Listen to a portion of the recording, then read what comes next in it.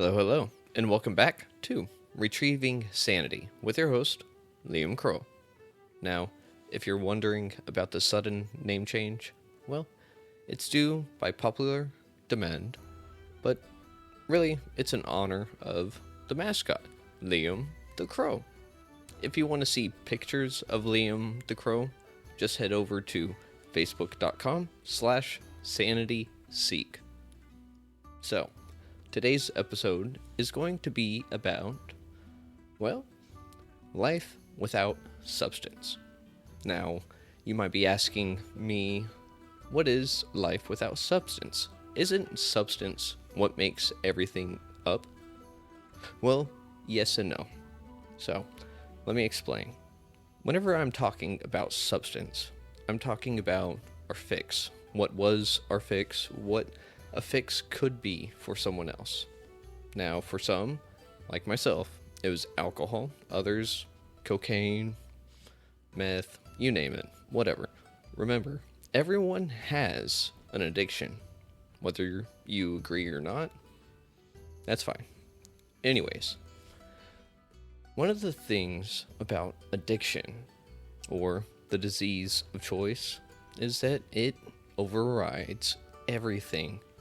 Our priorities just get shifted around, and then our life literally flips. What we used to do for pleasure and enjoyment, or escaping the harsh reality that is life, suddenly becomes life itself. And whenever it becomes life itself, it's hard to imagine life without it. In fact, a lot of people say that they could never not go without some kind of fix or some release, whether it be cathartic or elsewise. So, what do we do whenever we're starting recovery and we can't really use ever again? Well, first of all, we can't say never, right? Nothing is guaranteed, and saying forever is a large order, like, whew, big, like the rest of your life big, and that ain't easy to, like, sign a contract on. Now, for some people, they may be able to say, yeah, I can do without it for the rest of my life. They're probably not an addict.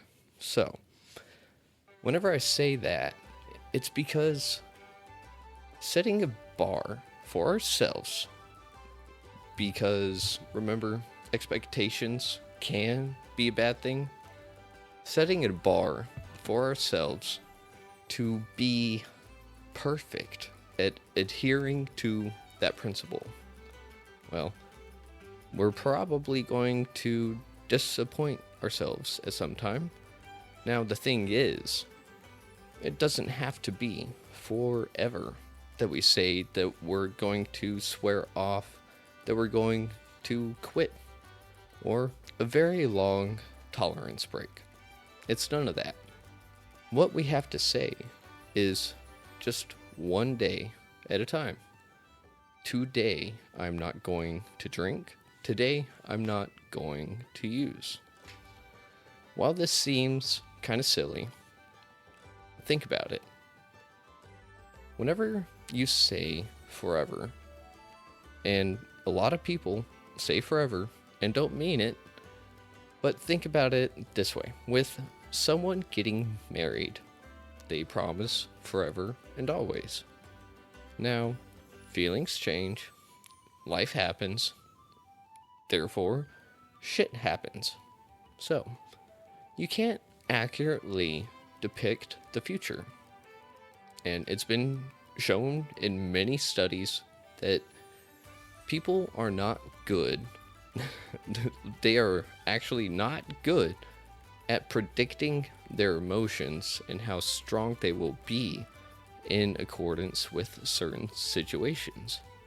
In fact, sometimes they over exaggerate how much they're going to feel something, and then other times they feel nothing whenever that situation actually happens.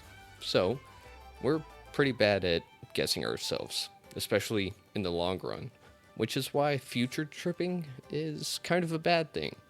But regardless, we're talking about the here and now, because here and now is what we can control, or at least influence around us, but we can control what goes in us, at least so long as you've started on the path of recovery. So, I say that because if you or a loved one is still in the mix of it, and trust me, I know how it feels, it sucks. Someone that is in the grasp of the disease of choice has lost pretty much all their choice. Like, again, it's a paradox. The disease of choice starts with a choice. It takes the choice away. We don't get to say, I'm not going to drink, I'm not going to use. The thing is, that substance becomes our master. It calls, we answer. That's it. And usually there's not a lot of fighting about it. And I get called, I answer, and it doesn't matter where I'm at, what I'm doing. If it calls, I gotta go. But it's a paradox because you end it by taking a choice back. This choice usually doesn't come around until a lot of bad stuff has actually happened. And it sucks. Trust me, I know. I've been there. And you have to be broken to a certain point, to a certain degree. And for some people, it's all the way. For some, they die and then get brought back, and then literally that same night or the next night, go out and do the exact same thing all over again. I'm pretty sure a lot of us that were in addiction actually were second-handedly trying to kill ourselves. Just not directly, so people couldn't be mad at us, but mad at the situation. So you say forever, I'm never going to use again. I'm not going to use again forever, for the rest of my life. You're setting that bar to a point of perfection that doesn't exist. The only thing that's really perfect in life is death, and remember, some of us actually make it out of there. But eventually, death comes for all. So, just because you may have beat death once, she may just be waiting for the next slip. So, how do we go about living a life without substance? Like I said, one day at a time. Sometimes 1 hour, sometimes 5 minutes, sometimes 10 seconds. But yeah, 10 seconds, just take that a step back and, goose frappa. Yeah, sometimes you gotta do that just to make it through. And whenever you do make it through without using, ooh, it's a good feeling. Really, really good. Like, you'll like it, trust me. So, the thing we can do to help people or help ourselves is to realize we can't say forever. Some of the hardest days is probably the first 2 to 3 days, then the first week, then the first month. Within that whole time frame, everything is kicking back, trying to re-emerge, trying to see the sunlight, trying to get some water, trying to live. And this disease, it doesn't care who you are, what you do, where you're from, what social class you're in. It doesn't give a damn. And the scary part about that is that whenever it calls, if you answer, you're just submitting yourself again. And trust me, I know it's not easy to walk through this, but once you do, you will be so grateful. The hardest thing, like I said, is the first couple of days. So let's take nicotine, for example. Smoking, vaping, whatever, dip,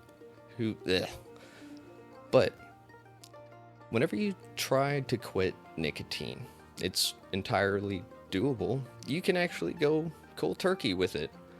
But I can tell you right now, because I've tried that too, and I was pretty successful for about 2 years. And that's the thing. The first 3 days really sucked, because my body was trying to get that last little bit out just so it could process it one last time. By the time it actually was out of my system, I felt better, but also not great. So we have two things working against us whenever we're trying to quit something. The first one is a physical.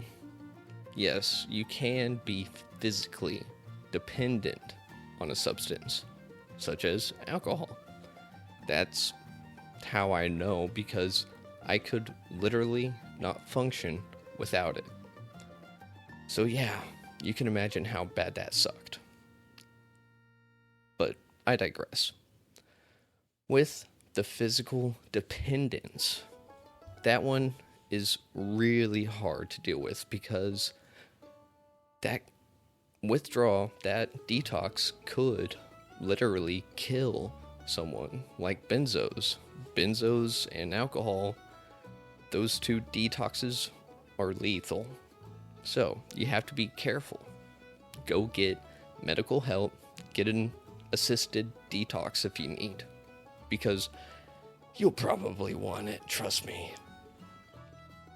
So whenever we're dealing with the physical aspect, you're going to be getting sweats, chills, jittery, uncomfortable, just all sorts of icky. And the thing is, you know what you need to feel better, but you don't want to do the thing because you're trying to get even better than that. Once you're sick and tired of being sick and tired, you'll know what I mean. Sometimes you have to suffer just a little bit for the greater reward. Now, once the physical aspect has been taken care of, you now have the hard part, the mental game. So the physical aspect sucks because your body is literally going, I need it. And you tell it, no. And it goes, yeah, I need it. And you go, no. I said no. Eventually the body will submit. But you have to power through. And then starts the mind games. That is where it gets tricky, because you kinda wanna do it and you kinda don't. It's a real tug of war. And that's why it's so hard. Think of it like this. For some people, smoking cigarettes is a habit. But some people would say they're addicted to nicotine. I can see both. So I think the disease of choice, that of addiction, is, well, just a graduated version of a habit. A delinquent habit, if you will. So trying to change this habit is difficult, because it takes, about 3 months for a habit to really set in, and then it takes about that long to break one. So you're looking at the first 90 days of trying to get clean, and the first 3 to 5 may be physical. The rest of it is all up here in the head. And that's why support and community is so crucial, especially in early recovery. That's what these groups are for. AA, CA, NA, NEA, literally. So if you're going through it, or if you know someone that is, support them, give them the time of day, because they need it. Like, literally. So just give them a little bit of time, patience, and a shoulder to lean on. Sometimes that's all they need. And to vent. They probably need a vent too. But it can be done. Look at everyone else that is in recovery. I'm here to tell you it's possible. Does it feel possible? Not really. Not at first. The more you walk in it, though, the more comfortable you get. But you can't get too comfortable. That's for another episode. But some people think you have to avoid your triggers. What's a trigger? That'll be next episode. But some people think you have to avoid those things. You have to avoid situations, people, anything that reminds you of it. I'd say kind of sort of yes, especially early recovery. Early recovery is very crucial to get help. Like, if you're like me, you hate help. But I can tell you right now, you're going to need it, and it's okay. Trust me, it will be okay. To start walking in recovery, to start trying to better your life, to grow, to make things right, that takes a lot of strength, more than a lot of people have. So, if you or a loved one is going through this right now, hang in there, both of you, because the person going through it, they're not having a fun time. If they were, they're probably lying. There's even a line in the big book that says, someone that says, I feel great, look great, working better, something like that. It says, we know that that's like a little boy whistling in the dark to keep his spirits up. That's what they're doing. And while it may be true to an extent, the inner turmoil is still going on, and that's hard to deal with. So just remember, the first 90 days are going to be the roughest. It's the first 3, then 5, then a week, then the month. Every step gets you closer, another 24 hours towards another chip. Go to a meeting. Tell them you're in your first 24 hours or first 48 or 72. Look at all the support you will get, and it will help motivate you.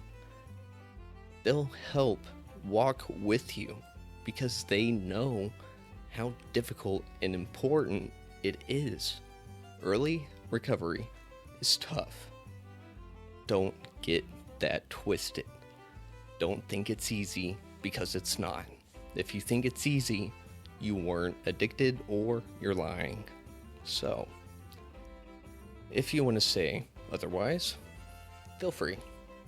But, in my opinion, it should be hard, because we're taking off a mask that has been on for so long. Our skin enveloped it.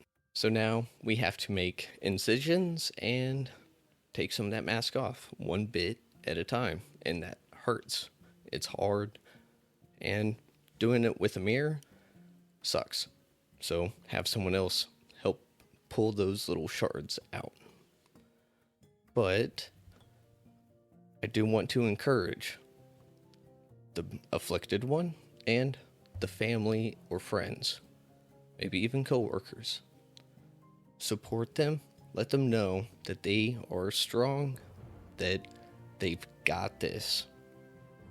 Be positive, don't bring them down, and don't bring up old shit. They're going to deal with that as they recover. Early recovery, leave it alone. Leave that to their sponsor. Now, I am going to sign off. But remember, y'all stay happy, or at least try. Be intentional, and love each other. Until I see y'all next time, Stan.